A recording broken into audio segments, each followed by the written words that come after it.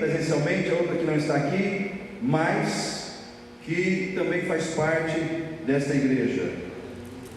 E eu quero nesta noite pensar sobre uma campanha, porque, irmãos, meu coração está ardendo com essa campanha de oração e de jejum que o Senhor colocou para nós realizarmos esse tempo, para vermos mais a sua glória.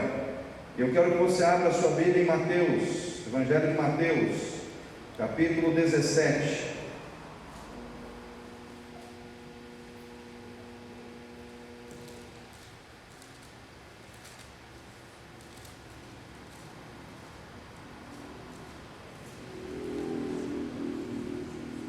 Mateus capítulo 17, versículo 1. Tipo de louvor aí sempre afinada, né? Dando um show da fé na Igreja Batista, né? Então, nós estamos aqui para celebrar a Deus.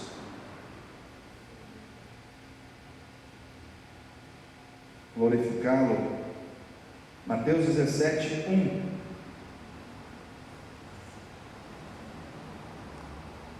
Quem achou diz amém?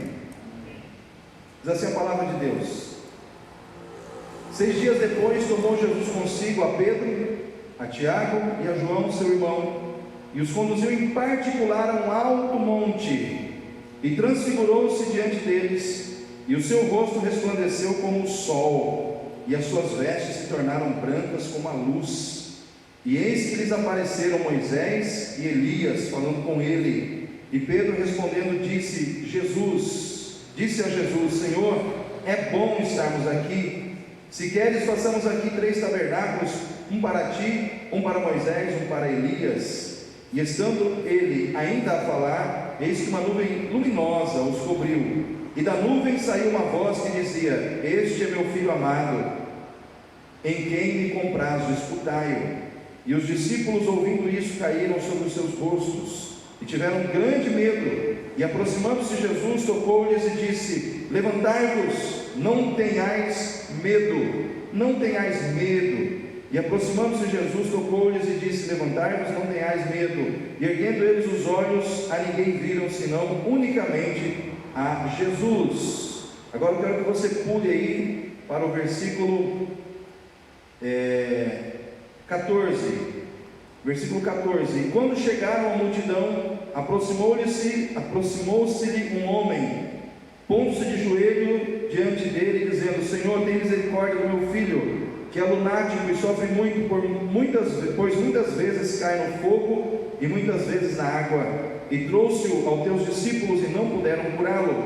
E Jesus respondendo disse: Ó geração incrédula e perversa, até quando estarei eu convosco? E até quando vos sofrerei? Trazei-mo aqui. E repreendeu Jesus o demônio que saiu dele, e desde aquela hora o menino sarou. Então os discípulos, aproximando-se de Jesus em particular, disseram: Por que não podemos nós expulsá-lo? E Jesus lhes disse: Por causa da vossa incredulidade, porque em verdade vos digo, que se tiverdes fé como um grão de mostarda, direis a este monte: passa daqui para acolá, e há de passar, e nada vos será impossível. Mas esta casta não se expulsa senão por oração e jejum.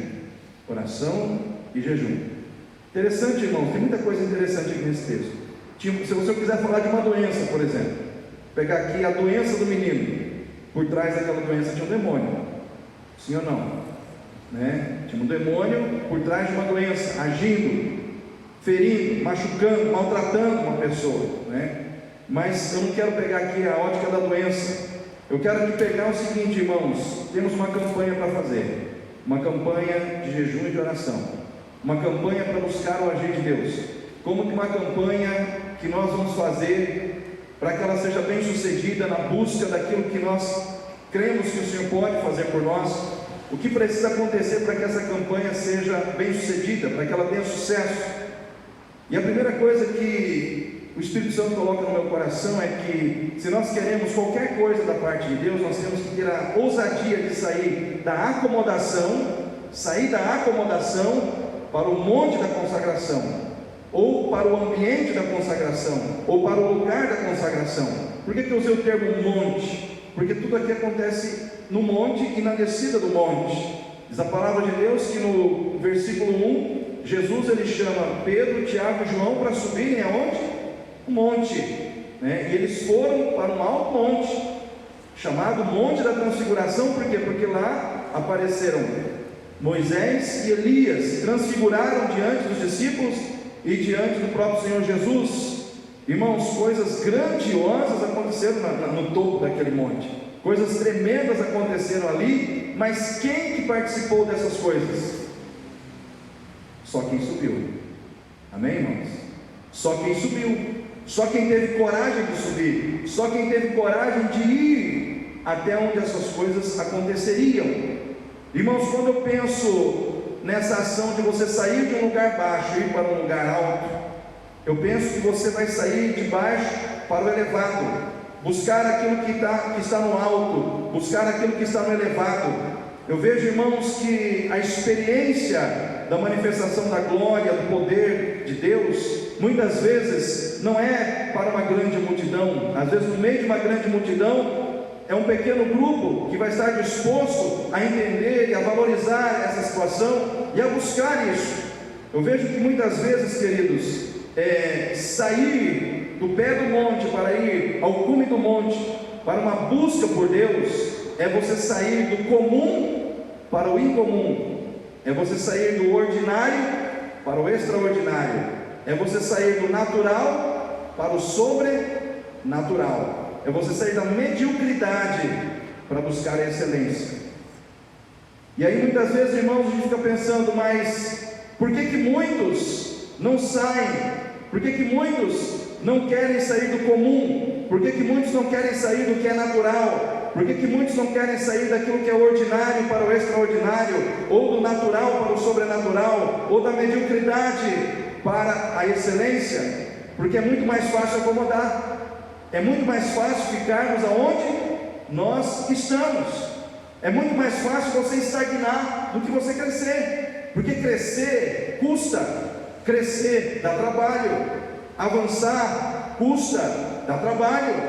Agora estagnar, não, você não precisa fazer nada para ficar onde você já está. É muito mais simples, é muito mais cômodo, mas também nada acontece, né? As coisas não acontecem aonde há estagnação, as coisas não acontecem aonde as pessoas estão acomodadas. E ali, irmãos, nós vemos que Jesus mais 3 pessoas sobem. E a gente vê então que a busca, né, a busca pelo agir de Deus, muitas vezes é da minoria, é de um grupo pequeno, que entende que precisa fazer isso, que precisa buscar. E quando eu olho para essa situação, irmãos, olhando, analisando a postura de Jesus, eu vejo que Jesus ele não esperava o problema chegar e pegar ele de surpresa, ele se preparava para enfrentar os problemas. Eu pergunto para você, você está se preparando para enfrentar esse tempo? Se você analisar a sua vida como cristão, como servo e como filho de Deus, você acha que você é uma pessoa que está antevendo as circunstâncias, está se preparando para que quando elas aparecerem, você vai estar preparado para enfrentar e superar? Ou você é aquela pessoa que a circunstância está vindo, está te pegando de surpresa, aí você não sabe como resolver, e aí porque você não se preparou, e aí você fica ali naquela situação, naquela angústia, porque o problema é maior que você, a dificuldade é maior do que você, porque você não buscou se preparar para enfrentar aquela dificuldade. Então quando eu olho para Jesus e para os discípulos que com ele subiram naquele monte, eu vejo isso, irmãos. O monte da consagração, o ambiente da consagração, ele te tira, né, da mediocridade, do comum, do natural, e te leva a uma dimensão mais alta. Eu entendo que o Senhor, Ele está propondo isso para mim, Ele está propondo isso para você. A pergunta é, você vai aceitar? Porque Jesus, Ele convidou pessoas, e as pessoas foram com Ele. Irmãos, eu vejo que muitas vezes o Senhor nos convida a algo com Ele, a algo que vai realmente mudar a nossa vida, mudar a nossa visão de mundo, que vai nos fortalecer de dentro para fora. Mas a grande questão é, eu entendo que é importante, eu entendo que isso é necessário. Irmãos, eu imagino que para os discípulos que estavam com Jesus, eles não imaginavam que eles iam descer daquele monte e encontrar o quê? O pai de um menino desesperado, e um menino possuído por um demônio. Eu imagino que quando eles estavam lá em cima, eles não tinham essa percepção. Simplesmente Pedro falou: é bom estar aqui. Irmãos, é muito bom quando você está num ambiente onde a presença de Deus se manifesta, sim ou não? Não tem aquele momento quando você está num culto assim, onde o fogo está descendo, o Espírito Santo está movendo, e você sente a presença de Deus e fala: nossa, que vontade de ficar aqui, não quero mais sair daqui, eu quero ficar aqui. Irmãos, teve vigílias que nós fizemos aqui, nessa igreja, vigílias assim, tremendas, em que eu fiquei aqui na presença de Deus, e alguém tocando um violãozinho, e a gente buscando, e a gente clamando, e a gente se entregando, que dá vontade de você ficar aqui. Aí você chora, você se quebranta, mas aquilo é um momento que Deus te dá, é um momento de renovo, é um momento de refrigério, é um momento de restauração, é um momento de avivamento espiritual, e nós precisamos valorizar esses momentos, sim. Só que Jesus, ele estava ali dizendo: olha, é bom, mas daqui a pouco nós vamos ter que sair, daqui a pouco nós vamos ter que sair desse ambiente, mas é muito importante nós estarmos nesse ambiente. É muito importante nós valorizarmos o que esse ambiente pode produzir em nós, o que ele pode trazer para nós a nível da manifestação do sobrenatural, do poder, do agir de Deus. Irmãos, eu vejo que aqueles que sobem ao monte da consagração, ao lugar da consagração, são aqueles que entendem que é importante ter intimidade com Deus, que é importante orar e se encher da presença de Deus, que é importante, irmãos, viver o êxtase do sobrenatural, sem perder o discernimento da centralidade de Cristo na nossa vida. Porque às vezes, o êxtase do sobrenatural, a gente, envolvido com esse êxtase do sobrenatural, a gente perde a visão de que Cristo é o centro de tudo. E muitas vezes, irmãos, é isso que acontece comigo ou com você, somos tentados a isso. E Pedro estava ali naquele monte, naquele momento ele pensou apenas em fazer cabanas. Só que houve uma voz do céu. De quem que era essa voz que veio do céu, irmãos? De Deus, o Deus Pai. E ele diz assim: esse é meu filho amado, em quem eu me comprazo, em que o meu coração se deleita, em que o meu coração se alegra. Escutai-o. Naquele momento, irmãos, havia ali Moisés, havia ali Elias, havia ali uma manifestação muito grande do céu naquele lugar, mas só que Deus trabalhou para que toda a atenção fosse voltada para quem? Para Jesus. É importante ter Elias, é importante ter Moisés, mas ter Jesus é mais ainda, porque tudo converge nele. A lei representada por Moisés converge em Jesus, os profetas representados por Elias, tudo converge em Jesus. Jesus é o encontro perfeito da lei com a profecia da palavra de Deus. Jesus é o centro, ele veio para ser o centro nas nossas vidas. Naquele momento é como se Deus estivesse dizendo assim: coloque o meu filho no centro da sua vida. Irmãos, e quando Jesus é o centro da nossa vida, tudo fica mais fácil, tudo fica mais fácil para nós. O problema muitas vezes acontece quando Jesus não está no centro. Nós começamos a ter dificuldades com as lutas, com os obstáculos, as dificuldades da vida. Por quê? Porque Jesus não está no centro. Porque quando Jesus está no centro da nossa vida, tudo fica mais fácil. Se a gente é aplaudido, amém. Mas se a gente é criticado, amém também, porque Jesus está no centro. Amém, irmãos? Se todo mundo nos aplaude, se todo mundo nos ama, se todo mundo nos acolhe, amém. Se todo mundo nos rejeita, amém. Mas Jesus está no centro. Se eu estou com saúde, se eu estou bem de saúde, amém. Se eu estou passando pela doença, amém. Porque Jesus está no centro. Nós temos que entender que, irmãos, a busca por Deus, ela tem que centrar a nossa vida em Cristo. Porque muitas vezes nós falamos que somos cristãos, nós falamos que amamos a Cristo, mas muitas vezes nós estamos mais centrados em nós mesmos do que nele. Nós estamos mais preocupados com aquilo que nós queremos do que com aquilo que Cristo quer. Nós estamos mais preocupados com os nossos desejos do que com os desejos que estão no coração do Senhor Jesus. Então, muitas vezes, os crentes estão sofrendo porque eles estão muito centrados em si mesmos. Nessa noite, a proposta de Deus para mim e para você é: deixe Cristo ser o centro de novo na sua vida. Deixe Ele voltar a ser o centro. Eu imagino que Pedro estava ali olhando para aquelas situações, envolvido em meio àquele êxtase, e em algum momento o coração dele se desviou, e Deus falou assim: esse é meu filho, escutai-o, coloque toda a sua atenção nele. Nessa campanha de oração, irmãos, que nós vamos fazer, nós temos um caminho a percorrer.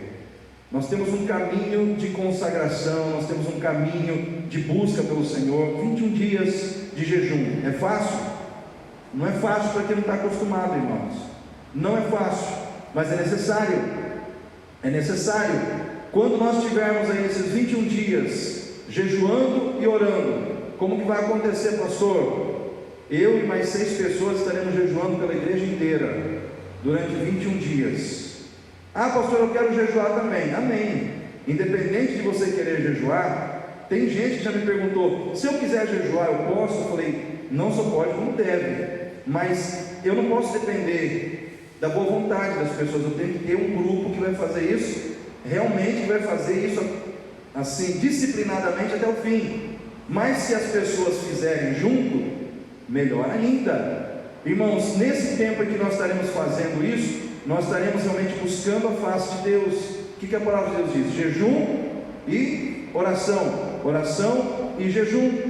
Irmãos, nós precisamos fazer isso, porque senão, quem nunca jejuou na vida, nunca vai saber o que é isso. Inclusive no Ministério de Louvor esse mês tem alguém que tem que jejuar. Quem que é a pessoa que vai jejuar? É o Lucas. Então nesse mês, ou seja, no Ministério de Louvor, uma pessoa por mês jejua pelo Ministério de Louvor, até fechar o ano, né? Esse é um propósito que foi feito, né? No mês passado foi o Alessandro e a Ana Cláudia, estou bom de memória, e assim vai. Ou seja, nós temos que regar o que nós vivemos e fazemos com jejum e com oração, com dependência de Deus. Dependência de Deus. Irmãos, isso vai nos levar a um outro nível. Quando você estiver participando dessa campanha, orando às 8 horas da noite, porque toda noite, às 8 horas da noite, nós vamos ter que parar tudo, desligar nossa televisão e orar.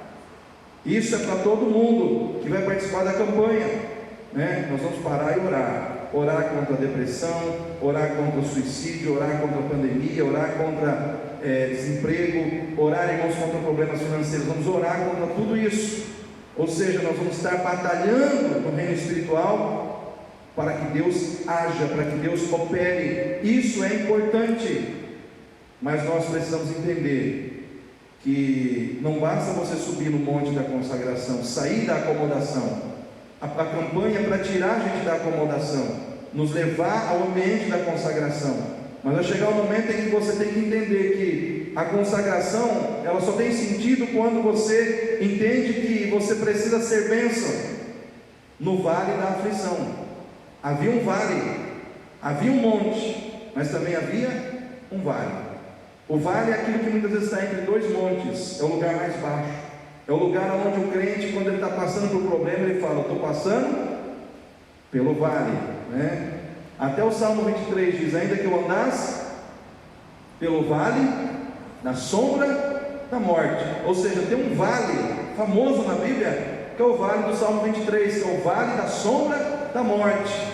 Mas se nós estivermos passando por esse vale, que eu acredito que hoje nós estamos passando por esse vale com essa pandemia, o que o salmista diz? Não temerei mal algum, porque tu estás comigo. Eu quero dizer para você, querido, nesse vale, nesse tempo de morte, nesse vale da sombra da morte, nesse vale de morte mesmo que nós estamos passando, o Senhor está com você, o Senhor está comigo, o Senhor está conosco, o Senhor está com cada um de nós.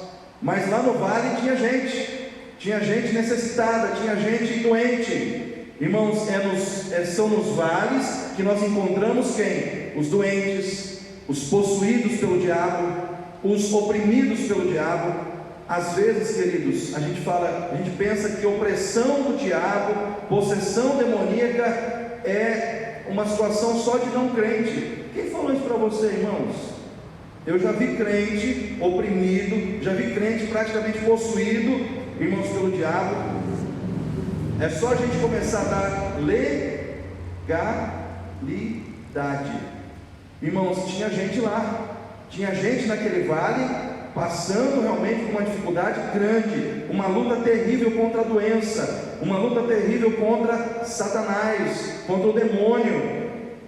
Mas aqueles que se consagraram, aqueles que buscaram a Deus, aqueles que pagaram o preço, estavam preparados para fazer a diferença na vida dessas pessoas. Porque aqueles que ficaram lá embaixo não conseguiram. Esse eu quero chamar a atenção dos irmãos. Irmãos, todos eram crentes, os que subiram eram crentes, e os que ficaram também eram crentes. Ou seja, tem crente, tem crente. A gente não pode achar que porque a gente é crente, tudo vai acontecer do mesmo jeito, porque a salvação é pela graça. Pela graça nós somos todos igualados em salvação, mas a manifestação do poder de Deus, do agir de Deus, isso difere em função de busca. Isso difere em função de levar a sério as coisas espirituais, de entrar mais profundo na presença de Deus. Isso já não é mais graça, isso já é busca, isso já é disposição daqueles que estão na graça. A graça é a porta de acesso, mas depois que você entrou pela porta, você tem que ter agora a iniciativa de buscar as maravilhas que estão lá dentro para você. E a vida, uma vida cheia do poder de Deus, é uma das coisas que Deus nos oferece. Mas nem todos querem essa vida, Mas se você quer, e se você buscar, essa vida vem sobre você, essa vida vem e entra em você. Diz a palavra de Deus, irmãos, que Jesus desce com os discípulos, e lá está o rapaz, e lá está o pai do rapaz, apavorado. Por quê? Porque aquele rapaz, o filho dele era tomado por aquele demônio que o jogava na água e no fogo, ora na água, ora no fogo, tentava matar, tirar a vida daquele rapaz. E aquele homem, aquele pai disse a Jesus: levei aos seus discípulos, mas eles não puderam expulsar o demônio. Irmãos, olha só que situação. Aquele pai leva aquele filho aos discípulos de Jesus, com aquela confiança de que é discípulo de Jesus, vai conseguir expulsar o demônio. Aí chega lá e tenta expulsar o demônio não sai. Fala, não sai daqui, ninguém me tira. E fica lá naquela brincadeira. Irmãos, o que acontece? Jesus tem que descer do monte, e aquele pai vai desesperado dizer: Senhor, seus discípulos não puderam. Irmãos, é muito ruim para nós como cristãos quando a gente fracassa, sim ou não? Quem aí já se sentiu fracassado em algum momento na sua vida cristã, na sua incapacidade de atender às expectativas de alguém? É muito ruim, irmãos, é muito ruim. Mas o fato é que aqueles discípulos fracassaram porque não estavam se preparando para atender as expectativas daquele pai. E Jesus chega, irmãos, cheio do poder, cheio da presença de Deus. E aqui eu faço um link, irmãos, com a mensagem que eu preguei no domingo. Eu falei sobre Jairo. Por que eu trouxe aquela mensagem no contexto de igreja? Porque nós, como Jairos espirituais, temos que olhar aos doentes que estão à nossa volta. O fato de nós buscarmos e nós nos enchermos da presença de Deus, essa situação, essa ação que nós devemos desenvolver, o fim dela não pode ser o nosso próprio benefício. Não é aquilo que nós vamos receber de Deus, mas é aquilo que nós podemos oferecer de Deus para o outro.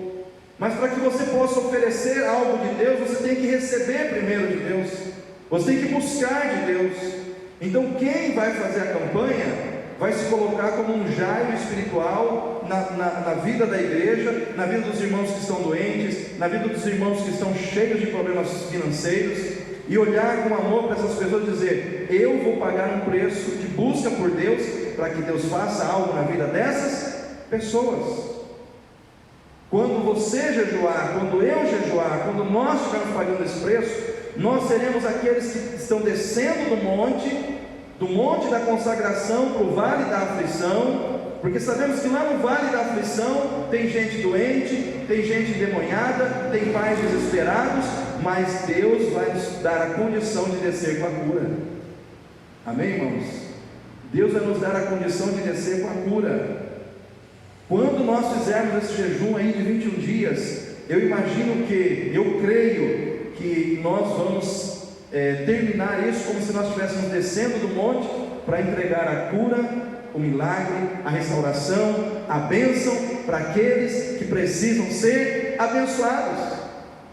Eu acredito que nós seremos como Jesus e os discípulos que com ele subiram para buscar. Quem busca, recebe de Deus e tem de Deus para repassar para os outros. Eu quero ter de Deus para poder servir, para poder ser instrumento, para poder ser bênção. Mas a Bíblia me diz que para mim fazer isso eu tenho que buscar primeiro. Quem está disposto a buscar? Tem que buscar, irmãos. Nós temos que buscar. Nós temos que buscar, não é porque nós somos crentes que vai vir assim. Existe o propósito da busca. Buscar-me-eis e me achareis quando me buscares de todo o vosso coração. Clama a mim e responder-te-ei, e mostrarei coisas grandes e firmes que não sabes. Às vezes nós queremos ter acesso às coisas grandiosas de Deus, mas sem uma busca não vai acontecer. Tem que ter essa busca. Esses 21 dias serão um momento para nós buscarmos, será um momento para a gente ser bênção nessa igreja. Eu quero ser bênção na vida dos meus irmãos, mas pastor, e se o fulano não se consagrar, e se o fulano não fizer a parte dele? Não importa, eu vou fazer a minha. Porque existem momentos em que as pessoas estão tão fracas que elas não conseguem fazer nada por elas mesmas, elas precisam de alguém que faça. E eu estou convidando você a ser alguém que vai fazer por essas pessoas que não podem fazer por si mesmas. Amém, queridos? Então não basta você estar no monte da consagração, você tem que olhar com amor para o vale da aflição, porque lá embaixo tem um menino endemoniado, alguém desesperado que está esperando o milagre de Deus. E esse milagre muitas vezes vai vir através da nossa vida. Para que essa campanha tenha êxito, nós precisamos ter essa visão, a visão de que temos que sair da acomodação para o ambiente da consagração, e do ambiente da consagração descer para o vale da aflição, para que nós possamos confrontar o poder de Satanás com o poder de Deus. Amém, queridos? Quem acredita que o poder de Deus é maior aí? Eu não tenho dúvidas, irmãos. A nossa luta não é contra a carne e nem contra o sangue. Irmãos, havia uma presença demoníaca naquela situação, sim ou não? Havia a figura de um demônio por trás daquela enfermidade. Isso quer dizer que havia uma batalha espiritual, irmãos. O que esse texto quer trazer para nós? Às vezes o que nós vemos somente no âmbito natural e humano é uma doença, é só uma doença. Nem sempre é. Por trás daquilo às vezes existem forças espirituais. Uma pessoa se suicidou. Só tinha uma depressão ali. Será que só tinha uma depressão ali, irmãos?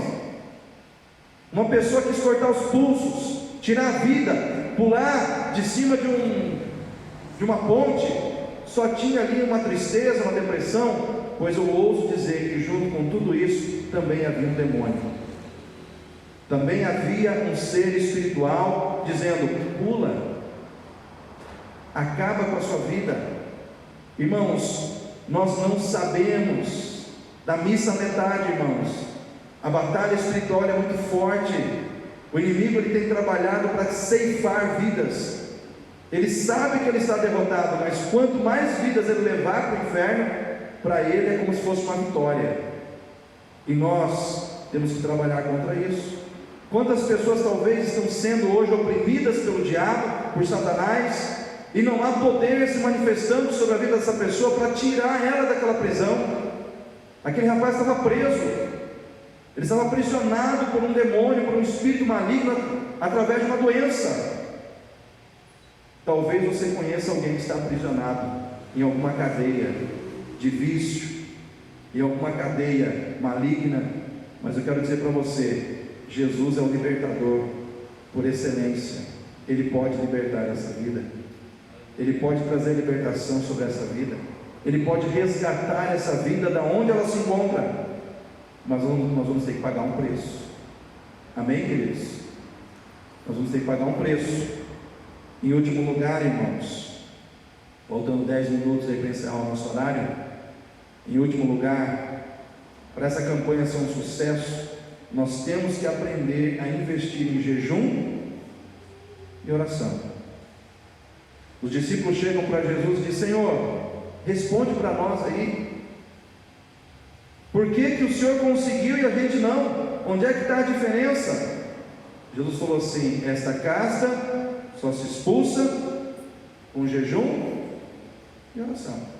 Ou seja, tem demônio que não adianta, irmão, se não for com jejum e oração, ele não sai. Foi Jesus que disse isso. Mas pastor, eu sou um crente fiel, eu dou o dízimo. Pastor, eu sou um crente íntegro. Pastor, eu sou um crente assim. Mas tem demônio que só sai com jejum e oração. Não fui eu que disse, foi Jesus. A gente não sabe contra quem nós estamos lutando, irmãos. Essa é a grande verdade. Você sabe o que está por trás dessa pandemia? Quem aqui nesse santuário pode dizer assim: pastor, eu sei 100% o que está por trás dessa pandemia, tanto no aspecto humano como no aspecto espiritual? Eu tenho certeza de que é essa a situação. Você pode dizer isso? Ninguém pode, irmãos. Eu não posso, você não pode. Nós estamos lidando com forças que nós desconhecemos. Mas eu sei de uma coisa: com jejum e com oração fica mais fácil de vencer. Porque se aquelas hostes mais difíceis, elas são expulsas através do jejum e da oração, se nós usarmos essas armas, é mais fácil nós vencermos toda e qualquer hoste espiritual que possa estar agindo nessa situação para te empobrecer materialmente, empobrecer fisicamente, empobrecer emocionalmente, tudo aquilo que o diabo está trabalhando para afetar a sua vida de alguma maneira. Se nós lutarmos com jejum e com oração, é mais fácil nós termos a vitória. Então eu quero trazer essa palavra hoje, porque é uma palavra muito voltada para esse tema, para esse propósito que nós estamos lançando para a igreja. Porque eu quero que a igreja participe, que a igreja leve a sério esse propósito, que todos nós abracemos o nosso coração. Não, eu vou fazer. Eu entendo que é necessário, é um tempo difícil. Irmãos, existem muitas famílias aqui na igreja que estão passando lutas difíceis, grandes e difíceis. Eu conheço as famílias, eu conheço a realidade dos irmãos. Eu converso no particular com muitas famílias. Tem muitos assim que, sabe, quase jogaram a toalha. O desânimo, né? A falta de perspectivas, de esperança de coisas ruins, às vezes se fechou tanto aos olhos de muitas pessoas, porque por causa da pressão dos problemas. Mas eu quero dizer para você, querido, há esperança em Jesus, há vitória em Jesus, há milagre em Jesus, há cura em Jesus, há restauração em Jesus. Nós não podemos deixar o medo ser mais forte do que a fé. Nós não podemos deixar, irmãos, que esse momento que está nos cercando tenha mais influência sobre a nossa vida do que a influência que deve partir da palavra de Deus. Irmãos, tem muita coisa que está sendo jogada sobre o coronavírus, ele está sendo um bode expiatório de muitas coisas. O povo não está só morrendo de Covid, não. Tem muita gente morrendo de muitas outras situações. O coronavírus está sendo um bode expiatório, um instrumento às vezes usado para manobras políticas, para manipulação de massas através de ideologias, de partidos, de sistemas, de governo democrático, de governo socialista, enfim. Irmãos, existem tantas coisas à nossa volta acontecendo. Às vezes a gente olha tanto para o coronavírus e ele está sendo apenas uma ferramenta, né? Uma ferramenta que muitos estão usando para o mal e que o próprio Deus está usando para trabalhar nas nossas vidas. Então nessa noite, se nós queremos realmente ver a glória de Deus, nós temos que pagar um preço de busca, e eu quero convidar você a isso. Amém? Quem recebeu essa palavra e entendeu Vamos ficar em pé nesse momento.